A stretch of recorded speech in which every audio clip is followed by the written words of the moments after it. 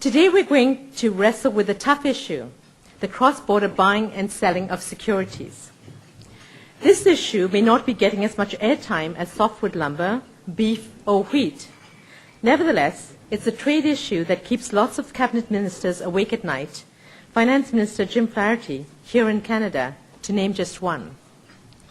In his March budget, Mr. Flaherty called for free trade in the buying and selling of securities in an effort to enhance the global competitiveness of Canada's capital markets. According to the minister, in a world where money moves more and more easily, we don't want to get left behind.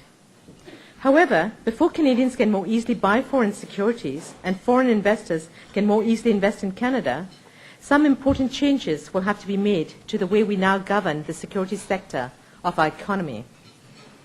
And several questions will first have to be answered. One important one being, are the 13 Canadian securities regulators able to work together in the face of such a major change? Or is a single national regulator a necessary first step? Other countries around the globe are wrestling with similar challenges. Now, I don't profess to have the answer to these challenges, but I'm confident that today's panelists will have some valuable thoughts to share. So let me introduce them to you. Marc Lackritz joins us from Washington, D.C. For 14 years, he was the president of the American Securities Industry Association. And now that it has merged with the Bond Market Association, Marc is CEO of the Securities Industry and Financial Markets Association. His extensive experience on Capitol Hill ranges from assistant counsel to the Senate Watergate Committee through to chief counsel on the House Energy and Commerce Committee. Welcome, Marc. RenÉ Karsenti joins us from Zurich, Switzerland.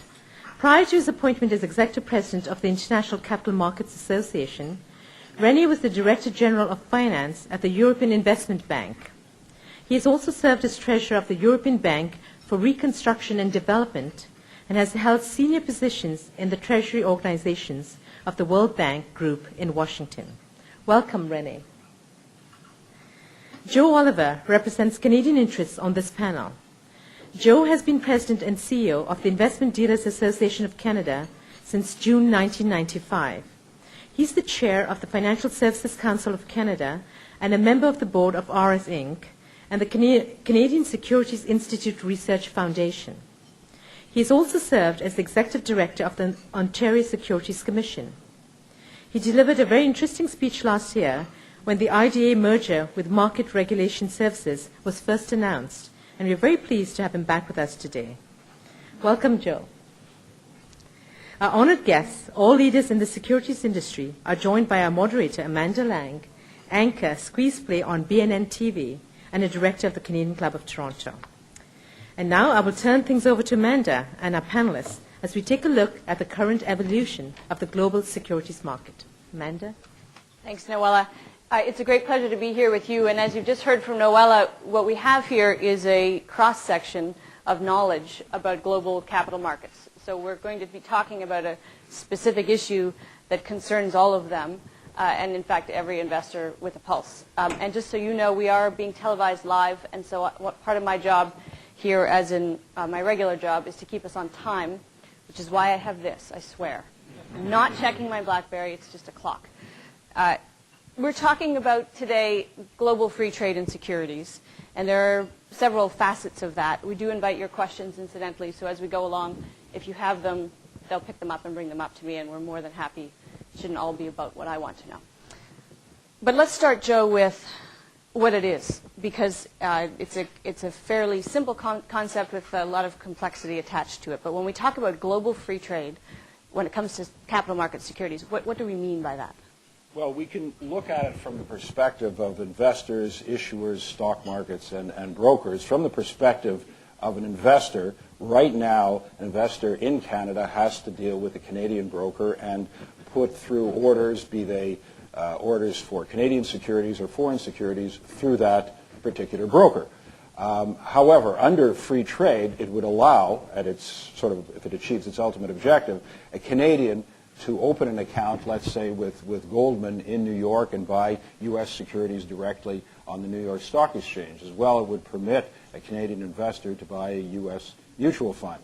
It would permit a Parisian to open an account in British Columbia and buy Canadian securities there. From the perspective of a stock exchange, it would allow the Toronto Stock Exchange to put its terminals in New York or Paris or London or Madrid and have provide direct access to its market in foreign countries, so it would broaden the scope of its marketplace. From the perspective of issuers, it would allow a Canadian issuer to access capital directly in foreign markets without going through an additional regulatory review. And from the perspective of individual brokers, of course, it would permit them to deal with foreign foreign individuals and institutions directly. Marc, this sounds quite brilliant, especially if what you want to do in this global world, which most of us do want to do, is easily trade securities globally. What are the impediments? Why doesn't everybody say, great idea, off we go? Well, there are a number of impediments currently. First of all, just to build on what Joe said, this is about creating opportunities, and this is about creating opportunities for everybody.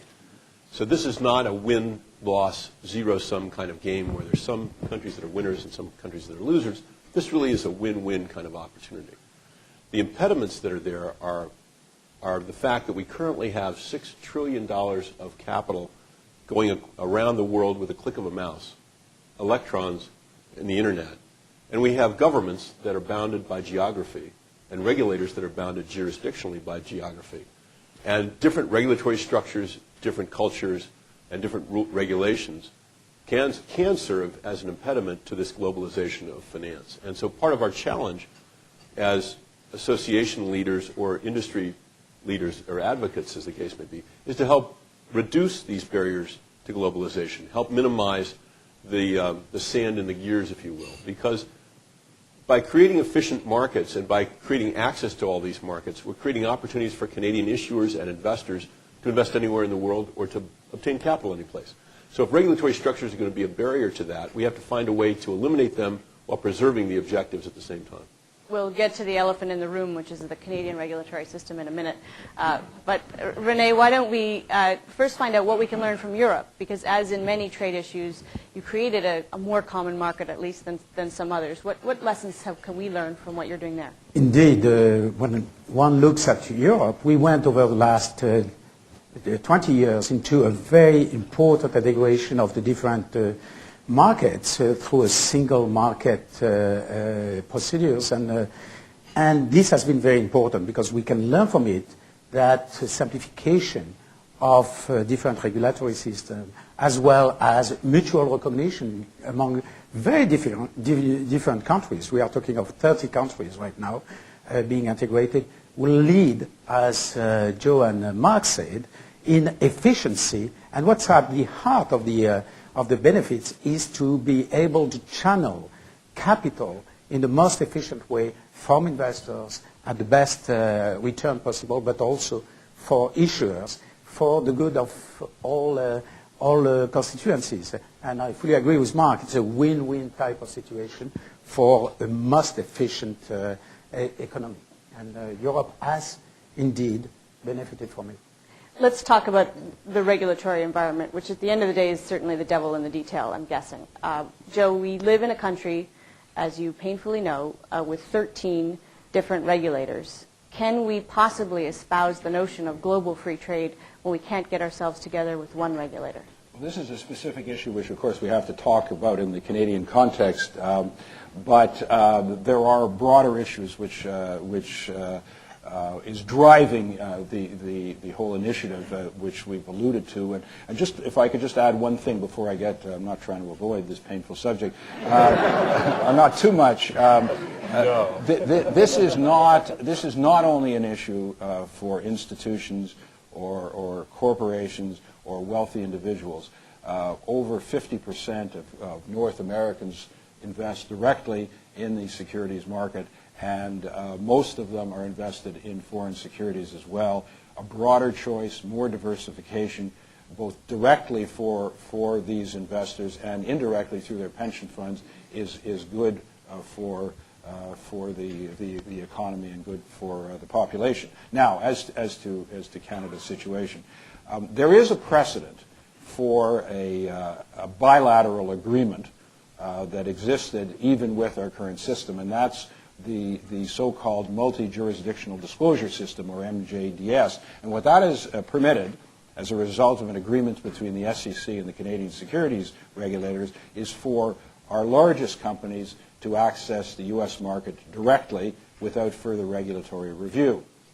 There is reciprocity for the Americans as well, but the movement is essentially, because of the disparity in the size of the two capital markets, been north to south. So this has been an important initiative that we were able to negotiate.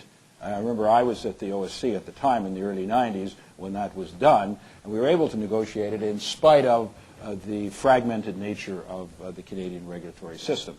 However, it will be more difficult, it seems to me, to convince the G7 to rely on the regulatory oversight of 13 provincial and territorial securities commissions. At best, it'll be a difficulty. At worst, it'll be a barrier.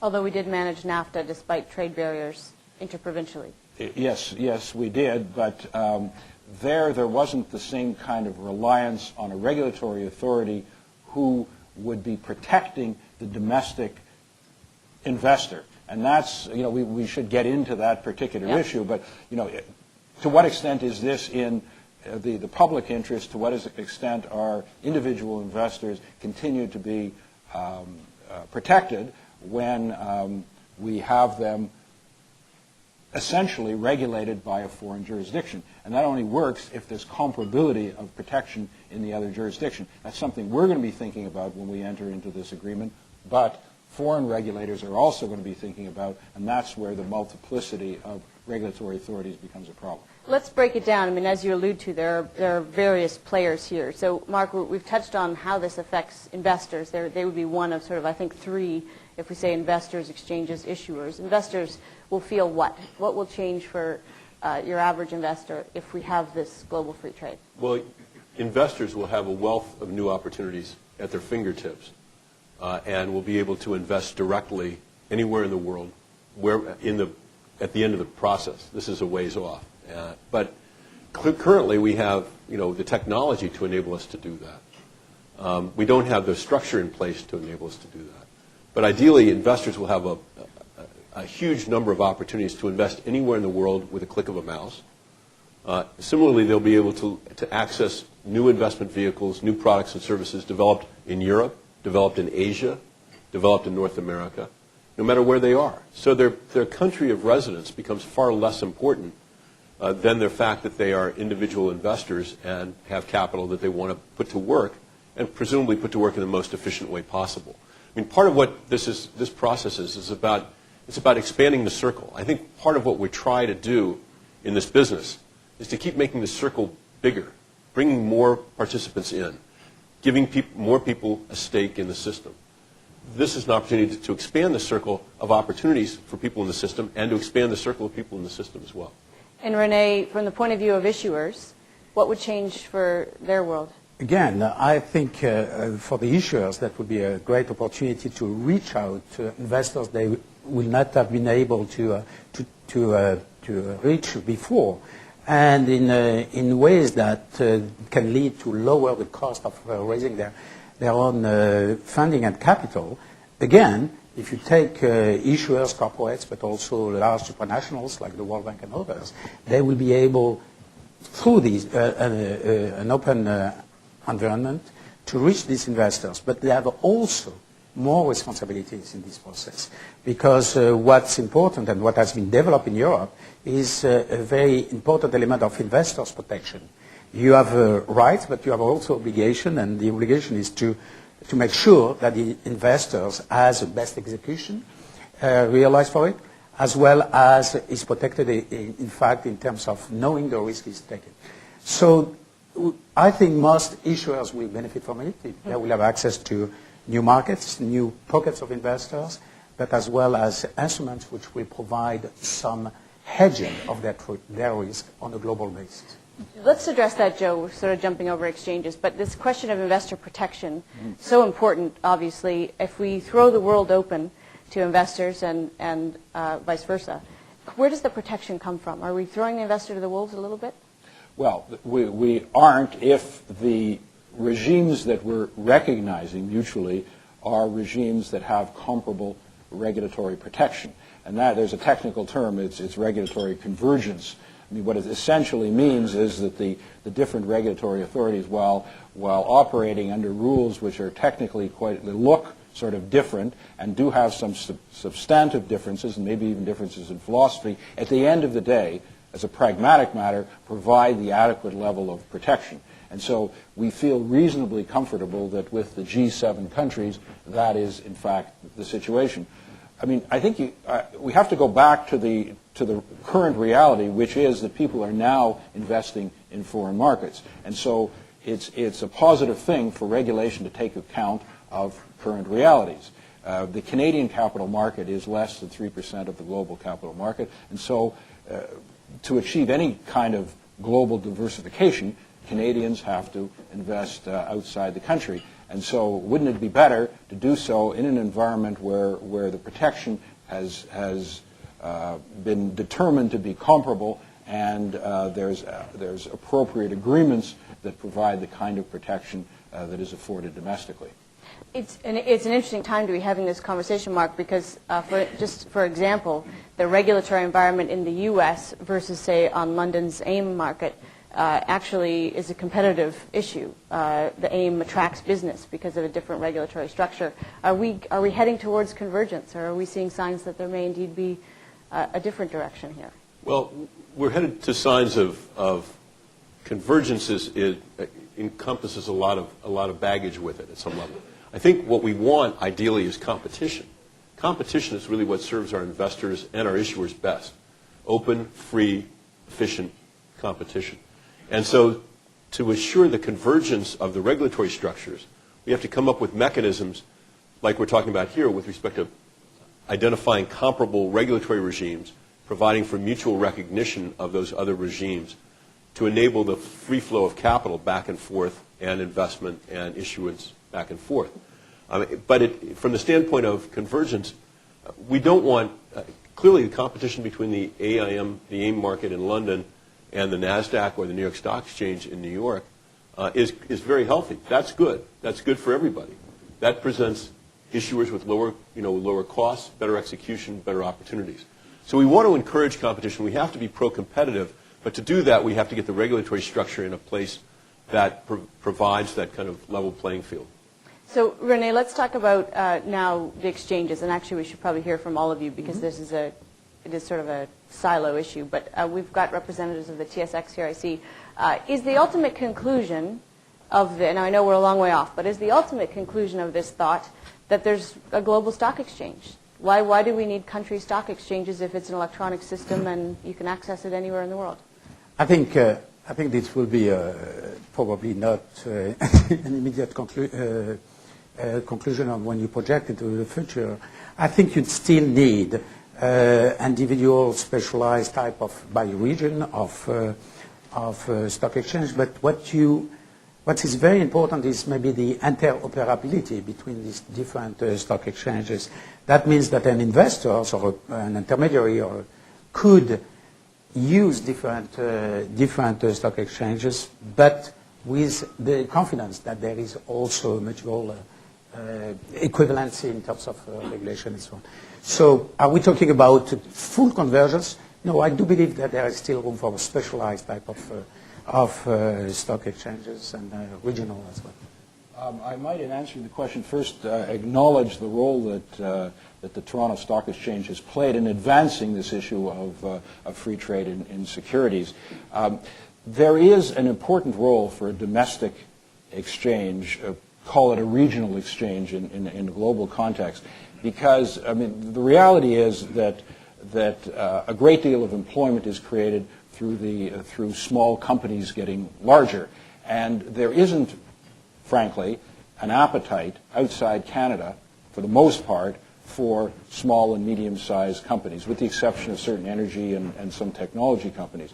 So for those companies to access capital on a reasonable basis, they have to go to the Canadian marketplace.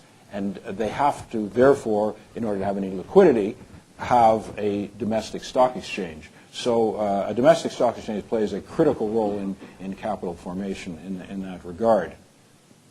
Do you see the stock exchanges as any kind of impediment to this process? It sounds as though that's not the case in Canada. Would it be the case in New York?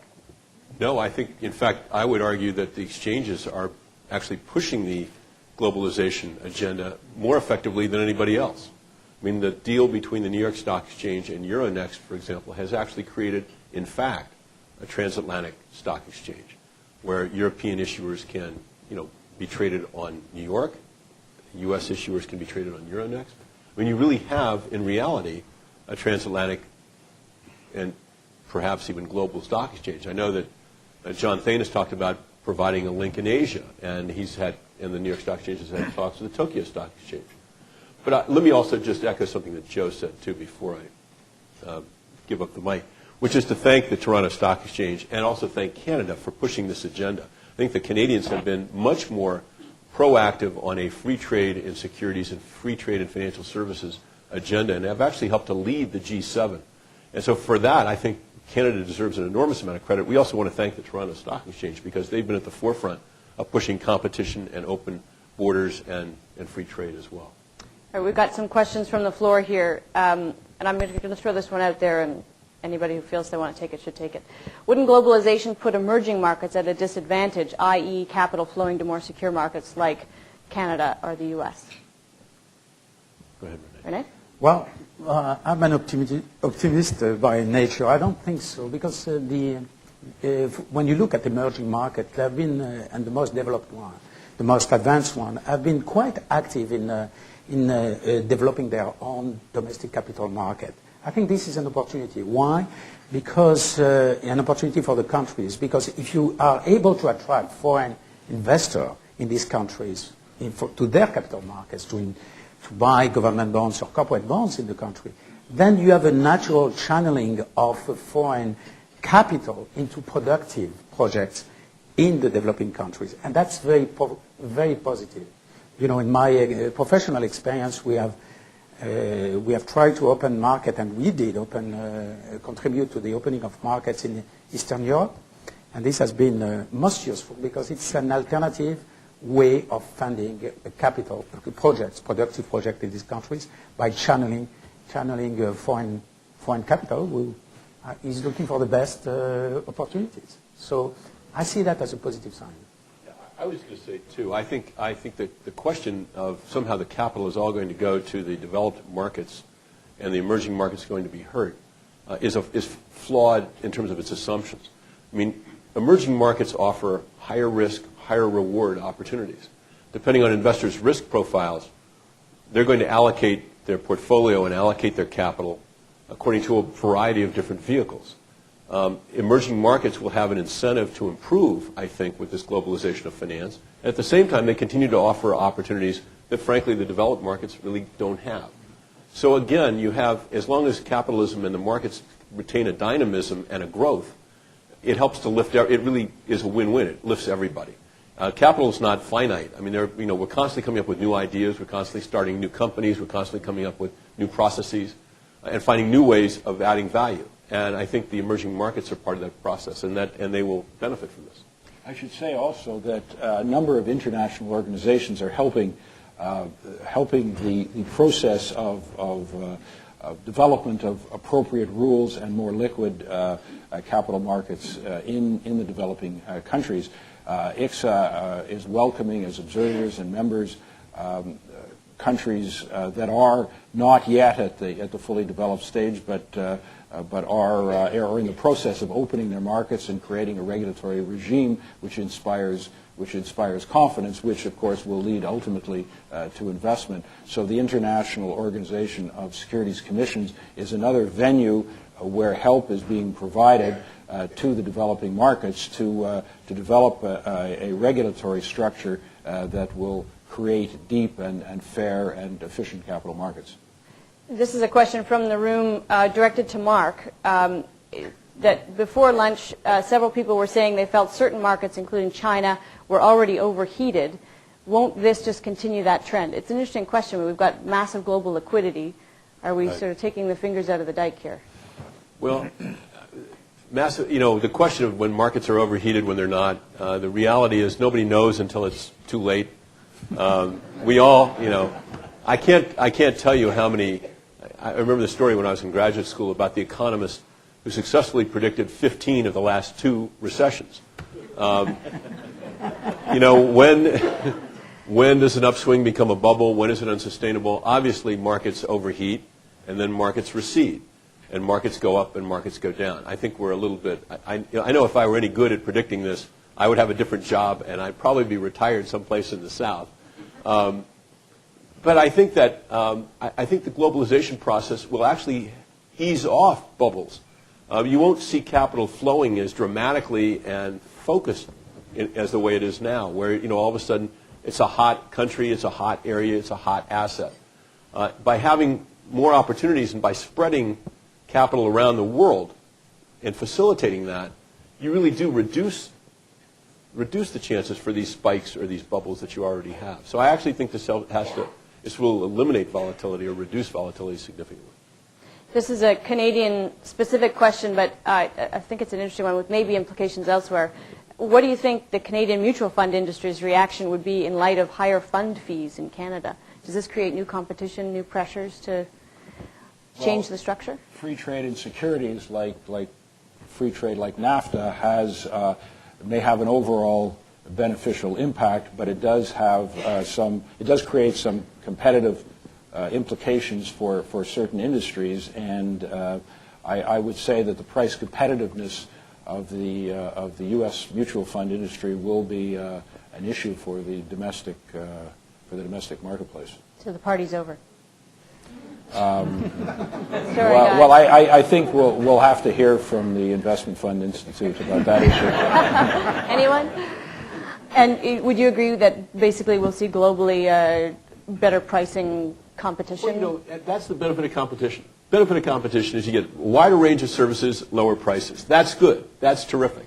Is it going to hit every different sector the same way? No, because different sectors are structured differently. They're different stages of maturity, and they've got different internal dynamics to them. But I think the competition is wonderful. I mean, and we should encourage it and welcome it. There are, though, not everybody, maybe everybody in this room, not everybody in the world are devoted followers of Adam Smith. And we know that when it comes to trade and free trade, there's a growing belief that it's better, that people benefit, but it's not by far from universal. RenÉ, address the European issue, because this is a WTO. When we start talking about securities free trade, we have to start talking about agriculture, we have to start talking about lumber, we have to start talking about all kinds of stuff that can be very thorny. How is this going to go over? Yes, well, we see in Geneva that, and we are very pleased to see that the securities and the financial services are part of the WTO discussion.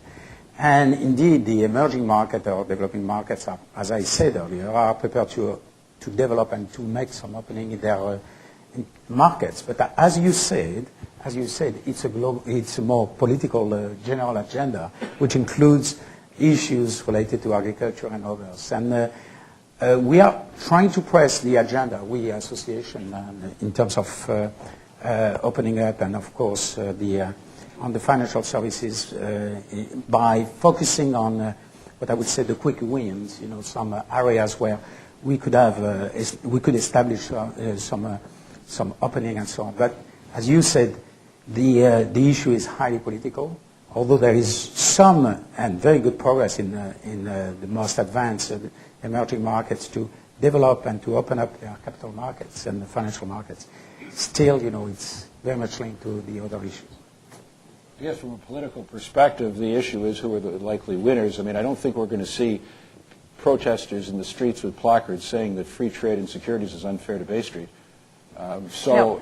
Except the mutual fund industry. Well, are they going to assemble a crowd? I don't know. Stand up for higher fees. Maybe not. Maybe. But in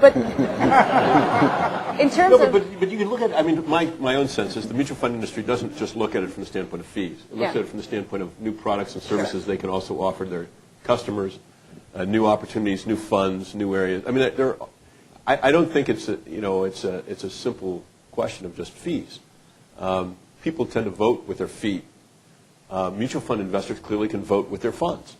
And as the world becomes more integrated and more one global financial marketplace, that's going to be good for investors because they'll have a wider choice of funds. It'll be good for the funds because they'll have to be more competitive and they'll have to take their game up a notch. And as far as their fees are concerned, the old laws of supply and demand could hold too. If they reduce their fees, they might get more customers. This one's for Joe, and it addresses the question of our French language issue in Canada. I guess they're sort of the jurisdictional. Public companies issue in 2 languages here. Don't you think? They don't think that Europe requires this. In a global structure, what about Quebec? Do we issue in English only? Well, I'm not going to take on the language laws. I can tell you that. But you know, from an investor perspective here, what is critically important is the Quebec investor, who may be unilingually French or more comfortable in French, can only be protected if what is disclosed to him or her is in a language that he or she can understand. Right. And so that issue will have to be addressed. Now, I don't know to what extent some documents are written in French originally or translated, but I mean it's not a trivial issue, but it's an issue I think could be dealt with. In Europe, I will not answer in French, but in Europe, you have to realize that we are trying to integrate a market and to realize a single market of 30 different countries altogether, with more than 20 languages, different languages. What we have introduced, for example, there is a piece of legislation on offering documents. What we are introducing in Europe and is in place now is that an offering document for a new issue, for a new securities issuance, can be issued in a certain language, but mutual recognition in different states. So you don't have necessarily to translate this document in 19 different languages if you want to sell it in Europe. So if we were able to deal with 20 plus languages, we can share our experience if we wish. We've only got a few minutes left, so we've talked at a fairly high level about big picture conceptual issues. Let's talk more practically. We've all sort of expressed the idea that we're not there yet. What should happen next? Joe, why don't you start? What would you like the people in this room, some of whom have the power to affect some of what you're talking about, what do you want to have them do with this idea? Well, in the March 2007 budget, the federal government had a white paper which advocated free trade in securities, and the Minister of Finances talked to Hank Paulson, his U.S. counterpart, and Gordon Brown, who was still the Chancellor of the Exchequer, and has been advancing this issue based upon a mutual recognition approach. So the federal government has this as a matter of some priority, as I understand. It's clearly in the interest and of interest to a number of the provincial regulatory authorities and governments as well. So I mean, at that level, which isn't our level, we expect to see some progress. I think communicating with decision makers is a way to sort of advance the agenda, to talk about it within organizations, to write pieces, to explain, as the TSX has, to the general public what they see the advantages to be, will raise the consciousness of these are issues which 20 years ago would be way below the radar. Now, because Bay Street has sort of moved to Main Street, they have become public and political issues of interest to policymakers. Mark, what would you like to have happen? I'd like to have the focus on financial services, trade, and integration and globalization continue to be an important item. For example, in the WTO talks that are going on now, the Doha round, financial services agreement as a part of that is critical.